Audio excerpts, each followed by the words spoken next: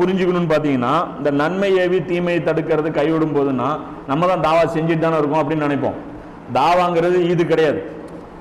தாவா எந்த அளவுக்கு இருக்கணுமோ அந்த அளவுக்கு இருக்கணும். புரியுதா இல்லையா? தீமை 100 கிராம் இருக்குன்னா தாவா ஒரு 50 கிராமாவது இருக்கணும். 5 கிராம் தாவா இருந்தால் அது தாவா கிடையாது, ரொம்ப கம்மி, பலவீனமான தாவா நம்மளுது. ரொம்ப அவ்வளோ பெரிய இதுல ஒரு குட்டி குரல், கீச்சு குரல் தான் கேட்டுட்டு இருக்கு உலகத்துல. ஏதோ ஒரு மூலையில ஒரு 4-5 பேர் இம்ரான் ஹுசேன் மாதிரி, அப்ப அந்த மாதிரி இந்த மாதிரியான இகாமத்துதீன் பேசுற நல்ல சவர்கள் இருக்காங்க இல்லையா, அந்த மாதிரி ஆட்கள் அங்கங்க இருந்து சும்மா ஒரு குட்டி குட்டியா தான் தாவா நடக்குதே தவிர பெரிய லெவல்ல ஒரு போராட்டம் இன்னைக்கு இல்ல. இன்னைக்கு கேம் ஒன் சைடா போயிருச்சு இல்ல. இன்னைக்கு சேலஞ்சுக்கு இன்னைக்கு இஸ்லாம் தீனா நிக்குதா?